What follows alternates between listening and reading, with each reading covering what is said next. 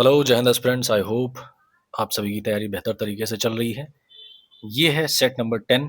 जैसा कि आप सभी जानते हैं, हम डिस्कस कर रहे हैं यूपीएससी 2025 के आने वाले एग्ज़ाम के लिए। ये बहुत ही इंपॉर्टेंट क्वेश्चंस होने वाले हैं। ज़्यादा से ज़्यादा मात्रा में इनकी नोट्स बनाइए, अच्छे से प्रॉपरली इनको रिवाइज करते रहिए और प्रयास करिए कि जो भी क्वेश्चंस मैं पूछता हूँ उनका जवाब कमेंट बॉक्स में लिखें। और इस पूरे टेस्ट के दौरान, बेसिकली ये टेस्ट नहीं है, सेट है, ठीक है? इसको बहुत ही ज़्यादा बर्डन के तौर पे मत लेना। मज़े-मज़े में हम क्वेश्चंस को सॉल्व करते जाएँगे और जितने भी क्वेश्चंस आप सही सॉल्व करते हैं, वो ज़रूर कमेंट बॉक्स में लिख देना कि हाँ, मैंने 25 सॉल्व किए, 30 सॉल्व किए, 40 सॉल्व किए, जो भी है, ठीक है? तो चैनल को अगर अभी तक सब्सक्राइब नहीं किया है तो कर लीजिए, आपकी तो हेल्प होगी, साथ-साथ मैं भी मोटिवेटेड रहूँगा ताकि आपकी बेहतर तरीके से हेल्प कर पाऊँ। शुरू करते हैं। सबसे पहला question again, what is the minimum age required for a person to be elected as a member of the Rajya Sabha. तो ये चीज़ मैं यहाँ पे इसलिए दिखाना चाह रहा हूँ, आप हो सकता है इसके पहले वाली वीडियो में मैंने विधानसभा के बारे में पूछा, लोकसभा में। तो रीज़न क्या होता है ना, कई बार क्वेश्चंस जो पूछे जाते हैं सेम टॉपिक से होते हैं, बस उनका फॉर्मेट चेंज हो जाता है, ठीक है? तो इस वजह से भी मैंने ये क्वेश्चन को डाला है, हालांकि ये पूछा हुआ क्वेश्चन है। What is the minimum age required for a person to be elected as a member of Rajya Sabha. तो राज्यसभा के लिए क्या मिनिमम एज होती है? ऑप्शंस हैं 35 साल, 25 साल, 30 साल या फिर 21 साल। तो मैंने आपको बताया था लोकसभा और विधानसभा के लिए 25 साल होती है और राज्यसभा और विधान परिषद के लिए 30 साल होती है। So according to that option C is the right answer. Question number 2, in computer terminology 1 gigabyte is equal to, यानी कि बेसिकली पूछा है 1 जीबी में क्या होता है? 1024 टीबी होता है या 1024 केबी होता है, 1024 बिट्स होते हैं या फिर 1024 एमबी होते हैं? तो आप सभी को पता है 1 गीगाबाइट यानी कि 1 जीबी में 1024 एमबी होते हैं। So option D is the right answer. अगर यहाँ पे कन्वर्जन देखें तो देखो, 1 टीबी में 1024 जीबी, 1 जीबी में 1024 एमबी, 1 एमबी में 1024 केबी और 1 केबी में 1024 बाइट्स होते हैं, ठीक है? इसको प्रॉपरली नोट्स में अपने लिख लेना। नेक्स्ट क्वेश्चन है, which of the following statements is are correct. पहला स्टेटमेंट है cryptography is for translation, steganography is for dictation. फिर है cryptography is for masking message content, steganography is for dictation. तीसरा सेंटेंस है cryptography is for making sorry cryptography is for masking message content and steganography is for hiding the existence of message itself. तो देखो, पहली बात, तीसरा sentence जो है वो बिल्कुल सही है और इसके नाते option D is the right answer, ठीक है? अब मैं आपको बता देता हूं क्रिप्टोग्राफी और स्टेगनोग्राफी होता क्या है। तो क्रिप्टोग्राफी आपने देखा होगा ना, आप व्हाट्सएप यूज करते हैं तो उसमें साफ साफ लिखा होता है your messages are end to end encrypted. तो क्रिप्ट का मतलब ये होता है कोड, ठीक है? क्रिप्शन होता है, एनक्रिप्शन होता है, उसका मतलब होता है कोड्स में उसको कन्वर्ट करना। फॉर एग्जाम्पल, मान लो अगर यहाँ पे लिखा हुआ है टेक, ठीक है, TAKE। अब इसी टेक को कोड के माध्यम से कुछ भी लिख देंगे, एक पर्टिकुलर की होगी, उसके बेस पे मान लो ZAST लिख दिया, ठीक है? तो अगर जिसके पास इसका कन्वर्जन फॉर्मेट होगा, वो जैसे ही ZAST देखेगा, उसको समझ में आ जाएगा कि ये जास्ट नहीं लिखा हुआ है, एक्चुअल में टेक लिखा हुआ है। इसी को क्रिप्टोग्राफी कहते हैं, यानी कि जो एक्चुअल में मैसेज कंटेंट है उसको मास्क कर दिया गया है। वो है कुछ और, मास्क लगा करके उसको कुछ और बना दिया गया है। रीजनिंग में ऐसा ही होता है, वो इनक्रिप्टेड होता है ना।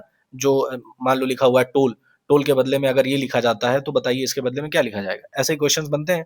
इसी को क्रिप्टोग्राफी कहा जाता है। लेकिन स्टेगनोग्राफी क्या होता है? वो उल्टा होता है। उल्टा तो नहीं कह सकते, बट डिफरेंट होता है। कैसे? कि ये तो हो गया कि मैसेज कंटेंट को हाइड कर दिया जाता है, ठीक है? लिखा रहेगा लेकिन उसके अंदर कुछ ना कुछ छिपा होगा, वो कोड्स में होगा। लेकिन जो स्टेगनोग्राफी होता है, मान लो एक कोई फोटो है, मान लो एक कोई बिल्ली की फोटो है और उस बिल्ली की नॉर्मल अगर देखोगे तो उसमें बिल्ली दिखेगी, लेकिन उसमें कहीं ना कहीं कुछ कोड लिखा होगा, कहीं ना कहीं कुछ छिपा होगा। जहां पे मान लो उसमें कहीं लिखा हो हेलो, ठीक है, HELLO। तो आपने जब कभी, बहुत पहले मुझे लगता है ये होता था फेसबुक वगैरह के टाइम पे, तो उसमें लिखा कुछ और होता था। जब आंखें मीच के अगर उसको देखोगे तो उसमें लिखा कुछ और होता है। देखने में तो नॉर्मल फोटो लगेगी, लेकिन आंखों को आधा खुली और आधा बंद रखोगे तो उसमें लिखा हुआ कुछ और दिखता है। उसी को स्टेगनोग्राफी कहते हैं। यानी कि कोई फोटो है, ऑडियो फाइल है, उसमें क्या होगा, मैसेज को छिपा दिया जाता है। सामने से वो एक गाना लगेगा लेकिन उसमें कुछ वर्ड्स होंगे जिनको उठा करके एक प्रॉपर मैसेज तैयार किया जा सकता है, उसी को स्टेगनोग्राफी कहते हैं। तो आई होप क्रिप्टोग्राफी और स्टेगनोग्राफी में अंतर आपको समझ में आ गया होगा। नेक्स्ट क्वेश्चन है सेंट्रल जू अथॉरिटी। तो central zoo authority of India was created in the year, किस साल में central zoo authority of India का क्रिएशन हुआ था? ऑप्शंस में अगर हम ध्यान से देखें तो 1982, 1972, 1992 या फिर सन 2002। किस सन में central zoo authority of India का एस्टेब्लिशमेंट हुआ था? तो सही आंसर है ऑप्शन सी 1992। और ध्यान रखना एक चीज और एक्स्ट्रा पॉइंट में यहाँ पे ऐड करवा दे रहा हूँ कि 1992 में ही प्रोजेक्ट एलिफेंट शुरू किया गया था। ठीक है, ये भी पूछा हुआ क्वेश्चन है, कई बार पूछा जा चुका है। Next question, Malthus theory of population is based on which concept? तो पहली बात तो ये मैं आपको समझा दे रहा हूँ, माल्थस थ्योरी ऑफ कॉन्सेप्ट है ना, माल्थस थ्योरी ऑफ पॉपुलेशन ये कॉन्सेप्ट है क्या? तो चूंकि ये पूछा हुआ क्वेश्चन है तो ऐसे मत सोचना कि यार यूपीएसआई में ऐसे क्वेश्चन आते हैं, तो हाँ बिल्कुल इकोनॉमी से ये क्वेश्चन है। माल्थस एक साइंटिस्ट थे, उनकी एक थियरी थी। उनकी थियरी क्या थी? उनका कहना यह था कि जो पॉपुलेशन होती है ना वो ज्योमेट्रिकली बढ़ती है। अब ये ज्योमेट्रिकली क्या है कि वो गुना में बढ़ती है। जैसे मान लो आज 2 है, कल को इसका 2 गुना 4 होगी, फिर इसका 2 गुना 8 होगी, फिर इसका 2 गुना 16 होगी। पॉपुलेशन ऐसे बढ़ती है, जो कि बिल्कुल सही बात है। 2 लोग होंगे, फिर उनके 2 बच्चे होंगे, फिर उनके उन 2 बच्चों के फिर 2 बच्चे होंगे, ऐसे करके करके वो ज्योमेट्रिक प्रोग्रेशन में बढ़ता जाता है। आपने एपीजीपी में भी जीपी पढ़ा होगा, तो उसमें जो कॉमन डिफरेंस होता है ना, वो आर जो होता है वो क्या होता है? 4 4 को 2 से डिवाइड करोगे तब भी 2 आएगा, 8 को 4 से डिवाइड करोगे तब भी 2 आएगा, 16 को 8 से डिवाइड करोगे तब भी 2 आएगा। तो ये ज्योमेट्रिक प्रोग्रेशन होता है। तो पॉपुलेशन जो होती है ना वो ज्योमेट्रिकली बढ़ती है, गुना में गुना होती हुई चली जाती है। लेकिन जो फूड होता है ना वो अरिथमेटिकली बढ़ता है। अरिथमेटिकली बोले तो कि आज 1 है, कल 2 होगा, फिर 3 होगा, फिर 4 होगा। फूड ऐसे बढ़ता है ना। 1 किलो अगर कहीं पे प्रोडक्शन हुआ है तो जरूरी नहीं है कि कल को 2 किलो हो ही जाए, हो सकता है 1.5 किलो ही पैदा हो उसमें। तो समझ रहे हो ना कि अगर 10 किलो का प्रोडक्शन हुआ है तो जरूरी नहीं कि अब अगली बार में क्या होगा कि 20 किलो ही प्रोडक्शन होगा, उसका 2 गुना हो ही जाएगा। नहीं, वो हो सकता है कि 15 किलो ही हो, फिर हो सकता है फिर 16 हो, फिर 17 हो। तो ये अरिथमेटिकली बढ़ता है। और अरिथमेटिक प्रोग्रेशन में भी आपने पढ़ा होगा, मैथ में भी, तो उसमें कॉमन डिफरेंस क्या होता है? ऐसे ही होता है ना कि 1 2 3 4 5 ये अरिथमेटिकली बढ़ रहा है। ये आपने ईपीजीपी में पढ़ा होगा, तो जीपी का कॉन्सेप्ट आपको समझा दिया। अरिथमेटिक में भी आपको समझ में आ गया कि अरिथमेटिकली बढ़ता है। तो पॉपुलेशन जो है ना वो ज्योमेट्रिकली बढ़ती है, लेकिन जो फूड है वो अरिथमेटिकली बढ़ता है। तो इस हिसाब से देखोगे ना तो पॉपुलेशन का जो बढ़ना है वो बहुत तेजी से होता है, उसके मुकाबले खाने का जो प्रोडक्शन है वो कम होता है। ठीक है, वही सेम कॉन्सेप्ट है माल्थस थ्योरी का। माल्थस यही कहते थे कि पॉपुलेशन जो है ना वो ज्योमेट्रिकली बढ़ती है और फूड जो है वो अरिथमेटिकली बढ़ता है। तो इससे क्या होता है, पॉपुलेशन ज्यादा हो जाएगी तो खाने की कमी हो जाएगी, जाहिर सी बात है। This is the Malthus theory of population. तो अब आई होप ये चीज आपको क्लियर हो गई होगी। यहां पे मैं इरेज करूं तो उस हिसाब से अगर हम ऑप्शन को देखें, ऑप्शन ए है geometric population growth and arithmetic food supply growth. बिल्कुल सही आंसर यही है। आपको अब समझ में आ गया होगा कि क्या सही उत्तर है। जैसा कि मैंने बताया कि माल्थस थ्योरी ऑफ पॉपुलेशन में क्या है, ज्योमेट्रिक पॉपुलेशन ग्रोथ और अरिथमेटिक फूड सप्लाई ग्रोथ। ठीक है, आई होप ये चीज एकदम अच्छे तरीके से आपको क्लियर हो गई है। The procedure to be followed by the advisory board constituted under the National Security Act is found in section of the act। तो देखो एनएसए एक्ट है, नेशनल सिक्योरिटी एक्ट है। ये क्वेश्चन ये पूछ रहा है कि नेशनल सिक्योरिटी एक्ट के अंतर्गत जो एडवाइजरी बोर्ड होता है उसका जो गठन किया जाता है, उस एडवाइजरी बोर्ड के गठन का जो प्रोसेस होता है, जो प्रोसीजर होता है, वो किस धारा में मेंशन्ड है? ठीक है, इसी सेम एनएसए एक्ट की किस धारा में मेंशन है? ऑप्शंस हैं 11 10 9 12। तो राइट आंसर इज ऑप्शन ए।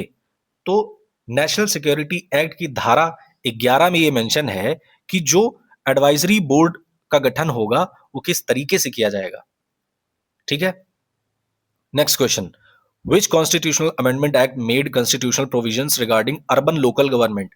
ये और कुछ नहीं, सिंपली यही पूछ रहा है कि म्युनिसिपैलिटीज का गठन किस संवैधानिक संशोधन के जरिए हुआ। ऑप्शंस है 74वां, 31वां, 44वां या फिर 51वां। तो आपको पता है, मैंने इसके पहले भी वीडियोस में कई बार बताया है, दोबारा बता दे रहा हूं। तो संविधान का 74वां संवैधानिक संशोधन था, 74th कॉन्स्टिट्यूशनल अमेंडमेंट एक्ट। कब आया था? 1992 में, जिसके तहत म्यूनिसिपैलिटीज का गठन हुआ, ठीक है, पार्ट 9A ऐड किया गया और शेड्यूल ऐड किया गया 12th, ठीक। तो ये था 74वां कॉन्स्टिट्यूशनल अमेंडमेंट एक्ट। अच्छा, अगर कई बार पूछे कि म्यूनिसिपैलिटीज में टोटल कितने सब्जेक्ट्स हैं, तो 18 सब्जेक्ट्स हैं। Next question, which is the most abundant gas in the earth's troposphere? धरती का जो क्षोभ मंडल है, जिसको ट्रोपोस्फेयर बोलते हैं, इसमें सबसे ज्यादा प्रचुर मात्रा में कौन सी गैस पाई जाती है? Nitrogen, argon, carbon dioxide, oxygen. तो right answer is option A, nitrogen.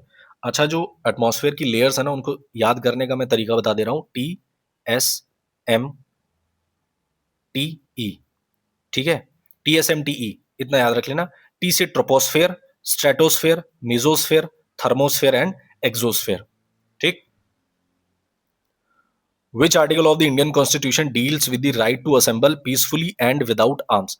किस आर्टिकल में कहा गया है कि भाई आपके पास अधिकार है कि आप बिना हथियार के शांतिपूर्वक एक जगह पर इकट्ठा हो सकते हैं, ठीक है। ऑप्शंस में देखें, आर्टिकल 19(1) का डी, सी, ए या बी। तो देखो, आर्टिकल 19(1) का बी ये कहता है कि आपके पास अधिकार है कि आप बिना हथियार के, ये प्रोवाइडेड है ना कि बिना हथियार के पीसफुली आप एक जगह पर इकट्ठा हो सकते हैं किसी पर्टिकुलर ऑब्जेक्टिव के लिए, ठीक है। Option D is the right answer. अब आर्टिकल 19 का क्लॉज 1 जो है, चूंकि इसमें राइट टू फ्रीडम है, बात करता है, ठीक है, तो अब इसमें कई सारे सब क्लॉजेस में है, जैसे ABCDEF जी, ठीक है। तो मैं सारी चीजों को यहाँ पे ऐसे ओरली बता दे रहा हूँ, आप सुनते हुए नोट कर लेना। जैसे 19(1) के ए में क्या कहा गया है कि आपके पास फ्रीडम ऑफ स्पीच है, freedom of speech and expression, ये है 19(1) के ए में। बी में क्या है, जैसा कि मैंने आपको बताया कि right to assemble peacefully, specially without arms, ठीक है, ये चीज ध्यान रखना कि right to assemble peacefully without arms, ये है आर्टिकल 19 के 1 के सब क्लॉज बी में। सी में क्या कहा गया है कि आपके पास अधिकार है टू फॉर्म एसोसिएशंस, यूनियंस या फिर कोऑपरेटिव सोसाइटीज, ये बनाने का आपके पास अधिकार है। डी में क्या कहा गया है कि आपके पास अधिकार है कि आप भारत भर में कहीं भी अपनी स्वतंत्रता से मूव कर सकते हैं, घूम टहल सकते हैं। ई में क्या कहा गया है कि आपके पास अधिकार है कि आप भारत भर में कहीं भी रिसाइड कर सकते हैं, रह सकते हैं, सेटल हो सकते हैं। अच्छा, एफ जो है वो हटा दिया गया है, एफ का कोई मतलब नहीं है, ठीक है, इसको कॉन्स्टिट्यूशन से हटा दिया गया है। जी में क्या है, जी में कह रहा है कि आपके पास अधिकार है कि आप कोई सा भी काम, प्रोफेशन, ऑक्यूपेशन, बिजनेस, धंधा जो भी करना चाहते हो, आप स्वतंत्र हैं करने के लिए, ठीक है। ये कहा गया आर्टिकल 19 के 1 जी में। आई होप आर्टिकल 19 आपको क्लियर हो गया होगा। और एक चीज मैं यहाँ पे आपको बता दूं, आर्टिकल 19 बहुत अच्छे से पढ़ लेना, खास करके सबसे ज्यादा इंपॉर्टेंट बात तो है कि भाई पूरे फंडामेंटल राइट्स अच्छे से पढ़ लेना, रट जाओ, एक एक आर्टिकल को रट जाओ फंडामेंटल राइट्स के, क्योंकि यूपीएसआई में बहुत क्वेश्चन पूछता है इनसे, ठीक। और डेफिनेटली यकीन मानिए कि जब आप क्वेश्चन सॉल्व करने बैठेंगे ना, तो आपको लगेगा कि हाँ सही किया, ये सारे आर्टिकल्स फंडामेंटल राइट्स के रट जाओ, ठीक। Next question, which state government of India has launched Jan Suchna portal to provide information about the government offices and authorities under the. देखो, फिलहाल एकदम सिंपल सा ये क्वेश्चन है, इसमें इतना समझ लो कि जन सूचना पोर्टल किस गवर्नमेंट ने लॉन्च किया था। ऑप्शंस हैं राजस्थान, वेस्ट बंगाल, तमिलनाडु, महाराष्ट्र। सही उत्तर है ऑप्शन ए, राजस्थान ने सन 2005 में इसको लॉन्च किया था, ठीक है, ताकि जो जन सूचना पोर्टल है उसमें जो गवर्नमेंट ऑफिसर्स हैं, अथॉरिटीज हैं, उनके बारे में सारी इन्फॉर्मेशन एक जगह लोगों को मिल सके, इसके लिए जन सूचना पोर्टल राजस्थान गवर्नमेंट ने शुरू किया था, ठीक है, इतना ही है। अच्छा, राइट टू इन्फॉर्मेशन एक्ट कब पास हुआ था, ये भी अब इन्फॉर्मेशन से रिलेटेड है, तो यहाँ पे मुझे लगा बता देना चाहिए। तो राइट टू इन्फॉर्मेशन एक्ट 15 जून, ठीक है, 15 जून 2005 में पास हुआ था, ठीक। Next, which committee is recommended for establishment of the national stock exchange? फिलहाल ये इज नहीं होगा, यहाँ पे हैज होगा, ठीक है, या फिर हैड कर सकते हो। किस कमेटी ने एनएसई के एस्टेब्लिशमेंट का रिकमेंडेशन दिया था? तो कौन सी कमेटी है? ML Jhingan committee, Pherwani committee, Arvind Mayaram committee या फिर YV Reddy committee? Right answer is option B, Pherwani समिति ने यह रिकमेंडेशन दिया था कि भैया नेशनल स्टॉक एक्सचेंज बनाया जाना चाहिए। कब हुआ था स्थापना? 1992 में।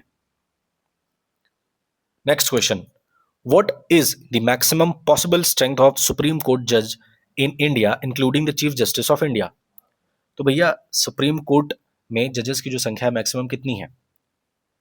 तो ऑप्शंस में देखें 26, 24, 34 या फिर 19। राइट आंसर है ऑप्शन सी 34। अच्छा, सुप्रीम कोर्ट से रिलेटेड कुछ एक्स्ट्रा फैक्ट्स नोट कर लो। पहले चीफ जस्टिस ऑफ इंडिया कौन थे? H J Kania. ठीक है, एच जे कानिया। वर्तमान में कौन है? 53वें हैं, ध्यान रखना। 53वें चीफ जस्टिस ऑफ इंडिया वर्तमान में है जस्टिस सूर्यकांत। इसके पहले मतलब ये किसके बाद में इन्होंने ये पद ग्रहण किया है? तो इसके पहले 52वें चीफ जस्टिस ऑफ इंडिया कौन थे? भूषण रामकृष्ण गवई। इनको शॉर्ट फॉर्म में बी आर गवई कहा जाता था या कहा जाता है। ठीक है, तो वर्तमान में CGI justice Suryakant. Next question, which of the following diseases has symptoms of swelling of the salivary glands? किस बीमारी में जो सलाइवरी ग्लैंड्स होते हैं उनमें सूजन आ जाती है? Cataract, coronary artery disease, pericarditis या फिर मम्प्स? तो देखो, अच्छा पहले तो मैं बताऊं इस क्वेश्चन को सॉल्व करने की सबसे बढ़िया ट्रिक मैं क्या बताता हूं। कैटरैक्ट आंखों से संबंधित होता है, बात यहां कर रहा है सलाइवरी ग्लैंड्स की। सलाइवरी ग्लैंड्स होते हैं आपके गले में, तो कैटरैक्ट तो बिल्कुल नहीं होगा। कोरोनरी आर्टरी डिजीज, ये धमनियों से संबंधित है। गले में धमनियों का कोई काम नहीं होता, ठीक है, ऑल्दो दे वर्क, लेकिन स्पेशली यहाँ पे जो कोरोनरी आर्टरी डिजीज जो होती हैं खास करके दिल से संबंधित होती है। ठीक है, तो यहाँ पे ये भी नहीं होगा। पेरिकार्डिटिस, इसमें CARD कार्ड लगा है ना, तो ये भी दिल से संबंधित है, ये भी नहीं होगा। अकेला एकमात्र ऑप्शन बचता है ऑप्शन डी, मम्प्स, जिसको कंठमाला या गलगंड रोग कहा जाता है, बच्चों में होता है, ऐसे कुछ ऐसे दिखता है। ठीक है, इसी को मम्प्स कहते हैं। Next question, the protection of human rights act provides for? तो जो ह्यूमन राइट्स एक्ट का प्रोटेक्शन यानी कि protection of human rights act है, उसके अंतर्गत किन किन चीजों का गठन हुआ? ऑप्शंस है national human rights commission, states human rights commission, district human rights commission या फिर ह्यूमन राइट्स कोर्ट। तो इनमें से किन किन चीजों का एस्टेब्लिशमेंट हुआ था protection of human rights act के तहत? अच्छा, protection of human rights act आया कब था? तो 1993 में आया था। इसके तहत क्या क्या स्थापित किया गया? तो पहली बात NHRC यानी कि national human rights commission, SHRC यानी कि स्टेट्स ह्यूमन राइट्स कमीशन और human rights courts. District human rights commission इससे संबंधित नहीं है। तो सही आंसर क्या हो जाएगा? A, B और D। तो ऑप्शन में देखिए कहां पे है A, B, D। Option A is the right answer. जल्दी से आगे बढ़ते हैं नेक्स्ट क्वेश्चन की तरफ। Under which article of the Indian constitution of supreme court of India was established? क्या सुप्रीम कोर्ट किस आर्टिकल के अंतर्गत एस्टैब्लिश हुआ था? आर्टिकल 144, 124, 134 या फिर 113? तो सही उत्तर है भैया आर्टिकल 124। बहुत ही सिंपल सा क्वेश्चन है, कुछ इधर उधर नहीं भागना है, एक मात्र टिक करके आगे बढ़ो। What is a type of cybercrime attack where a computer system or network is infected with a computer virus? ये ऐसी कौन सी चीज होती है जिनमें साइबर मतलब ये साइबर क्राइम के अंतर्गत आता है? और इसमें क्या होता है कि किसी कंप्यूटर सिस्टम को या नेटवर्क को एक कंप्यूटर वायरस से अफेक्ट कर दिया जाता है। वो क्या है? कॉपीराइट इन्फ्रिंजमेंट, फिशिंग, प्लेजरिज्म या फिर मैलवेयर अटैक? तो बिल्कुल सही answer is option D, malware attack. Copyright infringement में क्या होता है? किसी का कोई इंटेलेक्चुअल प्रॉपर्टी है, आपने उसको बिना किसी को क्रेडिट दिए अपना बना करके उसको पब्लिश कर दिया, वो कॉपीराइट इन्फ्रिंजमेंट में आ जाता है, ये होगा नहीं। फिशिंग क्या होता है? जैसे मछली पकड़ा जाता है ना चारा डाल करके, है ना, चारा डाला जाता है, उसके अंदर कांटा हुक लगा होता है मछली को, लेकिन ये नहीं पता होता कि ये हुक है, उसको तो केचुआ दिखता है, उसको तो चारा दिखता है, और जैसे ही मछली उसको पकड़ने जाएगी उसको खींच लिया जाएगा, फंस जाएगी, मार दी जाएगी। वैसे ही फिशिंग होता है इसमें, साइबर अटैक में। जैसे आप सब लोगों को बताया जाता है ना कि कोई अननोन लिंक हो उस पर क्लिक मत करो, कोई अननोन कॉल वगैरह को रिसीव मत करो, तो ये फिशिंग लिंक्स होती हैं। देखने में तो लगेगा, पहले पहले ये बहुत चलता था, अभी जैसे न्यू ईयर आने वाला है, कोई भी त्यौहार आएगा, तो उसमें आता था कि इस पर क्लिक करो और अपने नाम की विश बनाओ कि फलाने ने XYZ ने आपको न्यू ईयर की बधाई भेजी है, उसमें आपका नाम लिख करके प्रॉपर वो चमक दमक के साथ। ऐसे ही फिशिंग लिंक्स बनाई जाती हैं, देखने में कुछ और लगेगा, जैसे ही क्लिक करोगे आप फंस जाओगे, आपका डेटा लूज कर लिया जाएगा, मतलब चोरी कर लिया जाएगा, हो सकता है आपके खाते से पैसे भी खत्म हो जाए। तो ये फिशिंग लिंक्स होती हैं, दिखाने में कुछ और फंसा लिए जाते हैं। तो ऐसे लिंक पे क्लिक करने से बचें। तो फिशिंग होगा नहीं। प्लेजरिज्म क्या होता है? प्लेजरिज्म ये होता है कि मान लो एक पैराग्राफ लिखा हुआ है, ठीक है, और उसमें 10 सेंटेंसेस लिखे हुए हैं। अब आपसे कहा गया कि आप एक इसी टॉपिक से रिलेटेड कुछ और नया लिखो। आपने क्या किया? डिट्टो यही 10 पैराग्राफ, मतलब ये पैराग्राफ उठा करके 10 के 10 लाइन अपने बना करके चेप दी। ये क्या होगा पता है? प्लेजरिज्म होगा। यानी कि आपने कुछ अपना नया किया ही नहीं, जो लिखा था उसको एज इट इज यहाँ पे लिख दिया। वो प्लेजरिज्म होता है, ठीक है। नेक्स्ट क्वेश्चन, जायद क्रॉपिंग सीजन इज ड्यूरिंग, किस सीजन में होता है जायद? जायद की फसल कब आती है? तो भारत में मेनली 3 फसलें आती हैं, कौन कौन सी? रबी, खरीफ और जायद। एक छोटी सी इंफॉर्मेशन में इसको मैं बता दे रहा हूँ। रबी आती है सर्दियों में, खरीफ आती है मानसून या जो पतझड़ का समय होता है तब, और जायद आती है गर्मियों में। Simple, that's it. Winter, monsoon और समर, ठीक है। Option B is the right answer. जायद कब आती है? गर्मियों में। The amount arrived after adding income under 5 heads of income is termed as, देखो कह रहा है कि जो 5 हेड्स ऑफ इनकम होते हैं, बेसिकली 5 जरिया होते हैं इनकम के, और इन पांचों जरियों को अगर जोड़ दिया जाएगा तो क्या निकल करके आएगा? Net income, actual income, net total income या फिर ग्रॉस टोटल इनकम। तो सही उत्तर है ऑप्शन डी। इन पांचों हेड्स को, यानी कि ये पांचों जो सोर्स ऑफ इनकम है, इनको ऐड कर दिया जाएगा तो क्या निकल के आएगा? Gross total income. अब ये 5 हेड्स ऑफ इनकम क्या है? 5 ऐसे कौन से सोर्सेज हैं जहां से इनकम होती है? पहला है इनकम फ्रॉम सैलरी, जो लोगों को सैलरी मिलती है वो उनकी इनकम है। दूसरी है इनकम फ्रॉम हाउस प्रॉपर्टी, कुछ लोग घर वगैरह बना करके रेंट पे दे देते हैं, वहां से पैसा कमाते हैं, वो इनकम हो गई। फिर एक है profits and gains from business and profession, कोई धंधा आदमी कर रहा है, कोई बिजनेस कर रहा है, उसमें से जो प्रॉफिट होगा, जो कमाएगा आदमी, वहां से इनकम जो होगी वो इसके अंतर्गत आती है।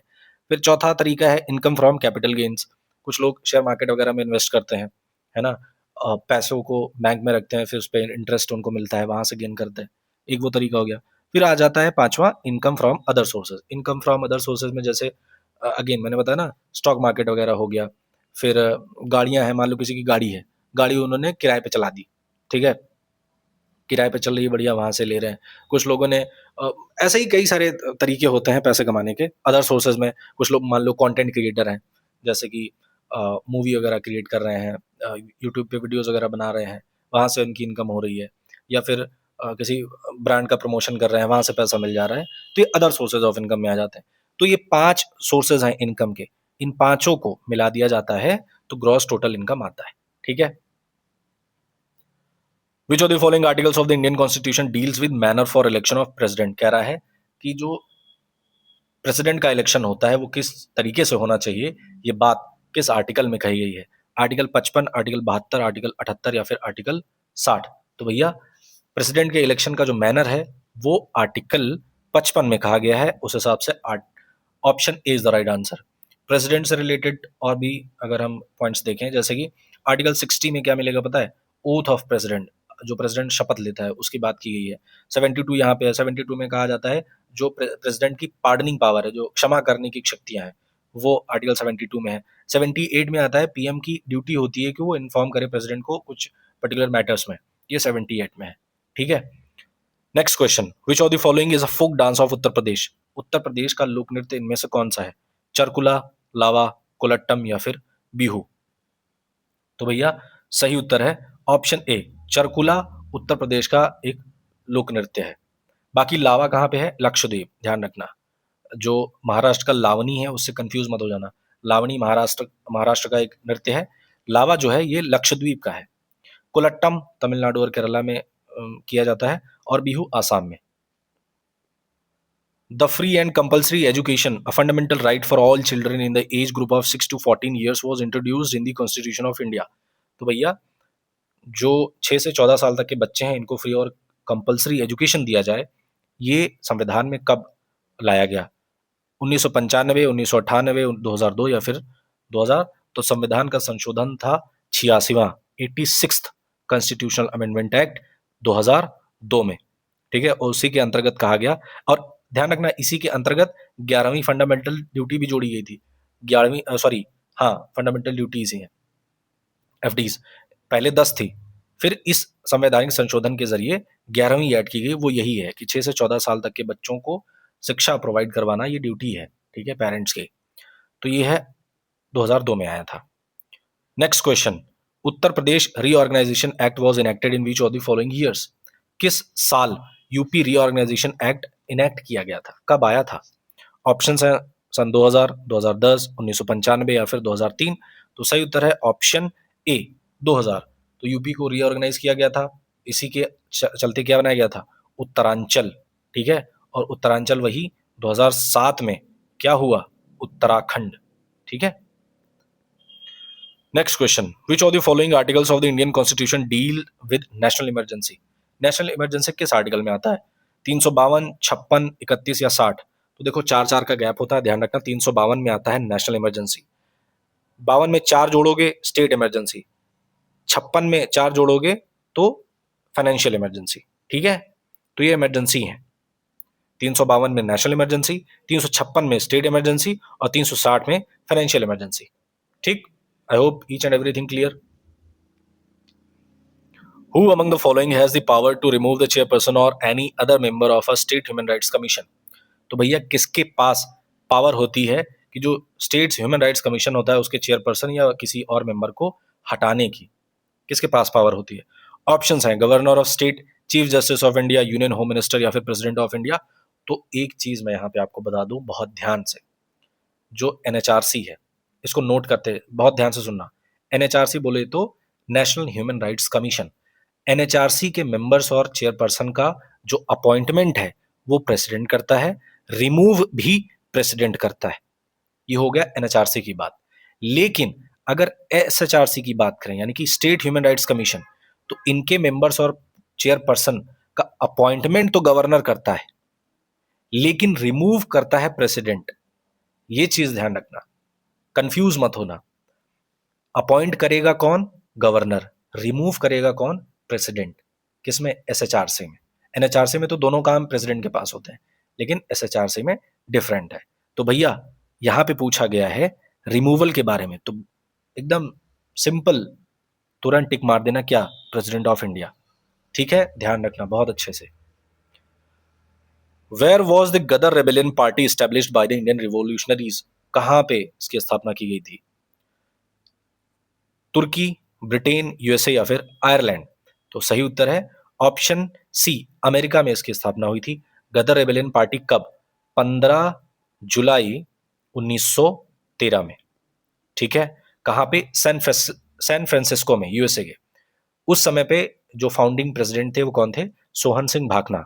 बाकी के अदर प्रोमिनेंट मेंबर्स का अगर हम लिस्ट बनाएं तो लाला हरदयाल थे उसमें, करतार सिंह सराभा उसमें थे, गुरदीत सिंह थे। ये इंपॉर्टेंट मेंबर्स हैं, इनकी भी ऐसे नोट्स में इनको लिख लेना। ठीक है, दोबारा से रिपीट कर दूं, गदर रेबेलियन पार्टी में जो फाउंडिंग प्रेसिडेंट थे वो कौन थे? सोहन सिंह भाकना। बाकी के जो अदर इंपॉर्टेंट मेंबर्स थे वो लाला हरदयाल, करतार सिंह सराभा और Gurdit Singh. Next question, tehsildar is vested with power to? Tehsildar के पास बेसिकली, देखो पहली बात तो मैं बता दूं, तहसीलदार के पास क्या पावर होती है पता है? जो पूरा रेवेन्यू का काम होता है ना एक जिले में, वो तहसीलदार देखता है।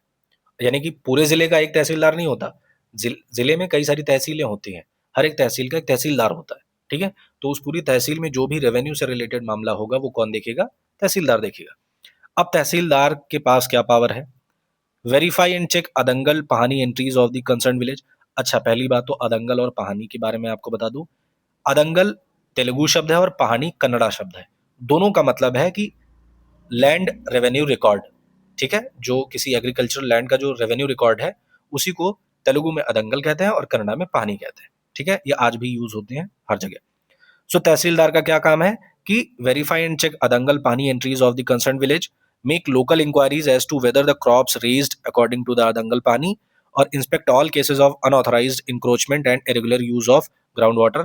इनमें से कौन सा काम है जो तहसीलदार के अंतर्गत आता है? तो सिंपल सा है, ध्यान रखना, option D is the right answer. ये तीनों काम तहसीलदार की अधिकार क्षेत्र में आते हैं। Next question, which of the following areas is called the rim of fire due to the existence of active volcanoes? rim of the East Africa, rim of the Pacific, rim of the Alpine belt या फिर rim of the Himalayan belt? चुपचाप से आंखें बंद करके, बहुत बार आपने ये पढ़ा होगा। ऑप्शन सॉरी, ये नहीं होगा, option B is the right answer, rim of Pacific. ये जो रिंग बनी हुई है ना, ये पैसिफिक ओशन है। ठीक, और ये पूरी जो रिंग बनी हुई है यही है rim of Pacific.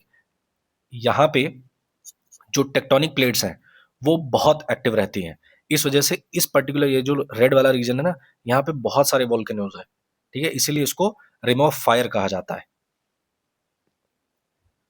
What is the centre of the reflecting surface of a spherical mirror known as? जो स्फेरिकल मिरर होता है उसका जो रिफ्लेक्टिंग सरफेस होता है उसके सेंटर को क्या कहते हैं? Centre of curvature, principal axis, pole या फिर रेडियस ऑफ कर्वेचर। तो देखो, मान लो ये मिरर है, कौन सा, कॉन्केव मिरर है, ठीक है। ये रिफ्लेक्टिंग यहाँ पे इसके बीचों बीच में आती है, इसको कहते हैं प्रिंसिपल एक्सिस। ये जो पॉइंट होता है ना, इसी को पोल कहा जाता है। और according to the question, right answer is option C, यानी कि जो रिफ्लेक्टिंग सरफेस का सेंटर है स्फेरिकल मिरर का, उसका जो सेंटर उसको क्या कहते हैं, पोल कहते हैं। ये पॉइंट तो आपको क्लियर हो गया। कुछ एक्स्ट्रा मैं बता देता हूं, जैसे यहां पे आएगा सेंटर ऑफ कर्वेचर। कैसे, जैसे ये मान लो कि एक कॉन्केव मिरर है, ऐसे काट के निकाला गया, लेकिन अगर इसको ऐसे ऐसे ऐसे ज्वाइन करते हुए आओगे तो ये एक सर्कल बनेगा। ऑल्दो ये इतना अच्छा सर्कल तो मैंने नहीं बनाया, पर मान लो, ठीक है, कि ऐसे एक सर्कल बना, ठीक है। अगर पूरा शीशा ऐसे होता तो यहाँ पे एक कोई इसका एक सेंटर होता, ठीक है। जो सेंटर यहाँ पे होगा ना, वही क्या बनेगा, centre of curvature principal axis पे।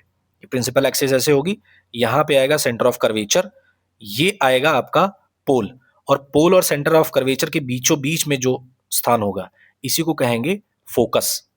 यानी कि अगर ऐसे पैरेलली लाइट्स ऐसे आएंगी यहाँ पे, तो जब ये क्रॉस होकर के ना यहीं से निकलेंगी।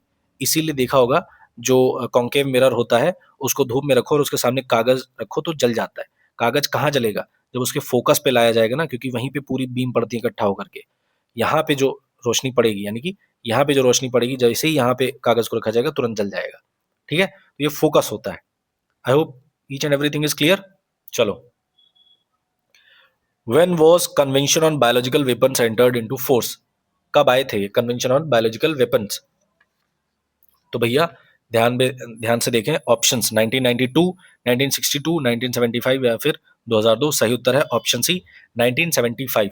डेट अगर स्पेसिफिकली मैं यहाँ पे लिख दूं, 26 मार्च 1975 में convention on biological weapon sign किया गया था। Who appoints the chairman and other member of the state public service commission, SPSC? कौन अपॉइंट करता है? Chief minister of state, union minister of personal public grievances and pensions, president of India या फिर governor of state? तो सही उत्तर क्या है? Option D, governor of state.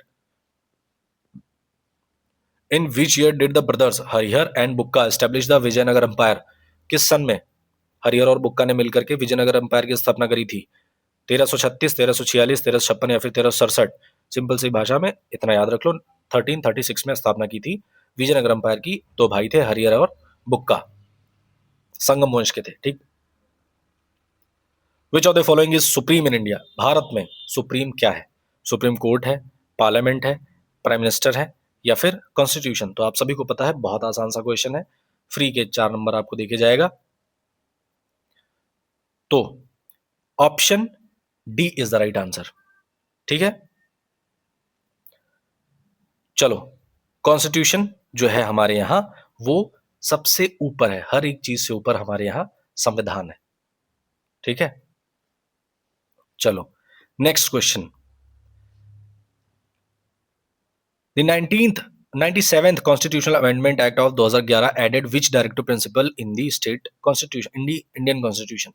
तो 97th Constitutional Amendment Act था 2011 का, उसके तहत क्या ऐड किया गया था? कौन सा डीपीएसपी ऐड किया गया था? ऑप्शंस हैं, to organise agriculture and animal husbandry, to promote cooperative societies, to promote cottage industries या फिर to protect and improve environment? तो सही उत्तर है ऑप्शन बी। जो 97 नंबर का कॉन्स्टिट्यूशनल अमेंडमेंट एक्ट था, उसके तहत एक डायरेक्टिव प्रिंसिपल ऐड किया गया कि भैया कोऑपरेटिव सोसाइटीज को हम प्रमोट करेंगे, और कोऑपरेटिव सोसाइटीज को कॉन्स्टिट्यूशनल स्टेटस दिया गया। Next question, according to the new traffic rules under the motor vehicles act 2019, the fine amount for offences committed by juvenile, जो किशोर हैं, है ना, अगर किशोर कोई ऑफेंस करते हैं तो उनके लिए जो फाइन है वो कितने का है? यानी कि मोटर वाहन संशोधन अधिनियम 2019 के तहत नए यातायात नियमों के अनुसार किशोरों द्वारा किए गए उल्लंघनों के लिए जुर्माना राशि कितने रुपए की है? 2,000, 25,000, 5,000 या फिर 10,000? तो ध्यान रखना भैया, बहुत ज्यादा है, 25,000। अगर कोई जुवेनाइल मोटर व्हीकल के अंतर्गत कोई ट्रैफिक रूल का उल्लंघन करता है, कोई ऑफेंस करता है, तो 25,000 रुपए जुर्माना है, वो पेरेंट्स को भरना पड़ेगा। तो इस वजह से अगर आप 18 साल से नीचे हैं, जुवेनाइल हैं, तो पहली बात तो ड्राइव मत करें। आपका प्रॉपर जब आप एज क्रॉस कर जाएं, हालांकि अब यूपीएसआई के लिए जितने भी लोग प्रिपेयर कर रहे हैं मुझे लगता है ऑलमोस्ट सभी 18 साल के ऊपर ही होंगे, लेकिन अगर आपके घर में भी कोई है तो प्लीज़ उनको सजेस्ट करिए कि if they have not attain the age of 18 years they should not drive. ठीक है, नेक्स्ट क्वेश्चन की तरफ बढ़ते हैं। Which among the following is a term used in the preamble of the Indian Constitution means the absence of special privilege? तो preamble में ऐसा कौन सा टर्म यूज किया गया है जिसका मतलब ये है कि एब्सेंस ऑफ स्पेशल प्रिविलेज, यानी कि किसी को विशेषाधिकार नहीं दिया गया है, ऐसा कौन सा शब्द है? इक्वलिटी, फ्रेटर्निटी, लिबर्टी या फिर सोवरेनिटी? तो सिंपल सी बात है, पता है ना, सब बराबर होंगे तो किसी के पास विशेषाधिकार नहीं होगा, तो equality is the right answer.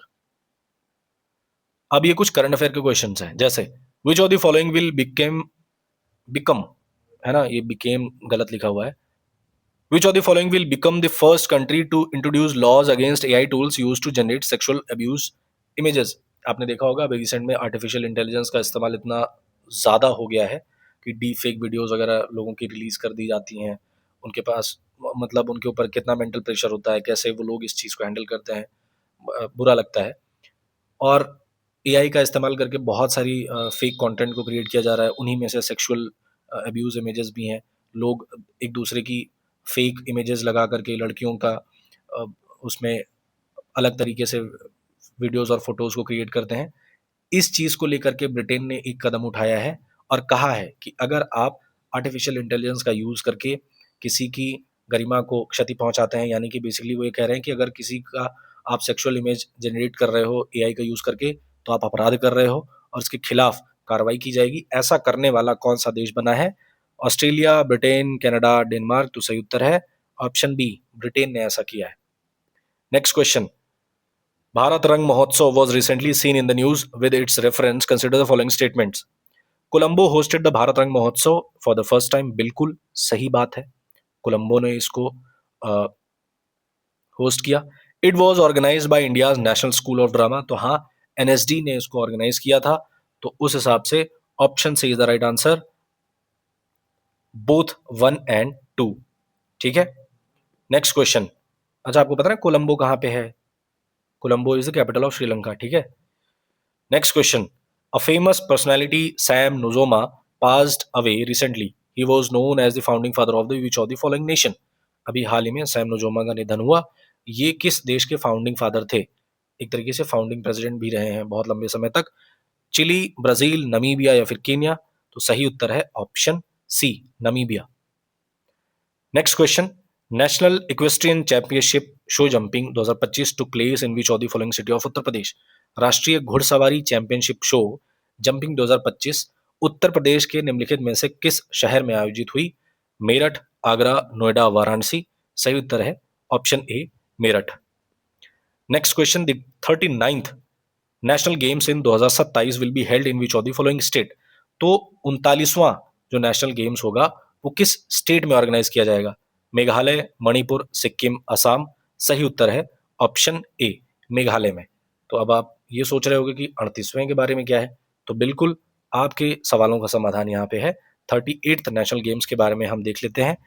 38th national games of India ये उत्तराखंड में सेलिब्रेट किए गए, उत्तराखंड में हुए और हल्द्वानी में ये कंक्लूड किए गए। ठीक है, जो क्लोजिंग सेरेमनी थी वहां पे union home minister Amit Shah भी थे, चीफ मिनिस्टर थे पुष्कर सिंह धामी उत्तराखंड के, वहां पे वो मौजूद रहे। फिलहाल जो याद करने वाली इंफॉर्मेशन है वो ये है कि 38th नेशनल गेम्स कहाँ पे हुए?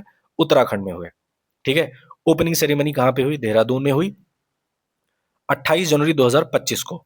ठीक है, इनॉग्रेशन किया था honourable prime minister Narendra Modi ji ने। कुछ इंपॉर्टेंट चीजें एग्जाम के लिए और क्या कि मैस्कॉट शुभंकर क्या रहा? मौली। मौली क्या है? एक पक्षी है जो मोनल पक्षी है और ये स्टेट बर्ड भी है उत्तराखंड का, ये यही पक्षी है क्या? मोनल। ये हिमाचल प्रदेश और उत्तराखंड का स्टेट बर्ड है, इसी को मौली नाम से एक शुभंकर बनाया गया मैस्कट, जो कि 38 नेशनल गेम्स का मैस्कट रहा। फिर Indian Olympic Association president PT Usha ने ऑफिशियली डिक्लेयर किया इसका कंक्लूजन जब खत्म हुआ हल्द्वानी में। नेक्स्ट कुछ इंपॉर्टेंट पॉइंट, जैसे on this occasion the union home minister honoured the top 3 team services Maharashtra and Haryana. Basically कहने का मतलब ये है कि जो टॉप 3 पोजीशंस रहीं वो कौन कौन सी रही? नंबर 1 पे रही सर्विसेज स्पोर्ट्स कंट्रोल बोर्ड, दूसरे पे महाराष्ट्र और तीसरे पे हरियाणा। तो इंपॉर्टेंट इसमें यह है कि जो गोल्ड मिला यानी कि जो टॉप पे रहा उनके पास कितने गोल्ड आए? तो total 68 gold, 26 silver, 27 bronze medals थे। ये इतनी इंफॉर्मेशन पर्याप्त है 38 नेशनल गेम्स को लेकर के। दोबारा से मैं बता दूं, कहाँ पे हुए? उत्तराखंड में हुए। कंक्लूजन कहाँ पे हुआ? हल्द्वानी में। शुरुआत हुए थे देहरादून में। शुभंकर क्या है? मौली। मौली एक पक्षी है। कौन सा पक्षी? मोनल पक्षी। ये उत्तराखंड और हिमाचल प्रदेश का स्टेट बर्ड है। फिर टॉप 3 पोजीशंस हमें ध्यान रखनी है। नंबर 1 पे रही सर्विसेज स्पोर्ट्स कंट्रोल बोर्ड, दूसरे पे महाराष्ट्र और तीसरे पे Haryana. That is all about 38th national games. तो ये थे टोटल 40 क्वेश्चंस। आई होप आपको समझ में आए होंगे। अगर आपने यहां तक वीडियो देखा है तो थैंक यू फॉर वॉचिंग। बेहतर तरीके से अपनी तैयारी करते रहिए। कितने क्वेश्चंस आपने सही किए कमेंट बॉक्स में जरूर लिखना। मिलते हैं नेक्स्ट वीडियो में। हाँ, एक चीज और, चैनल को अगर अभी तक सब्सक्राइब नहीं किया है तो कर लीजिए। वीडियो को अपने दोस्तों को भी शेयर करिए। मिलते हैं नेक्स्ट वीडियो में। Till then take care. जय हिंद।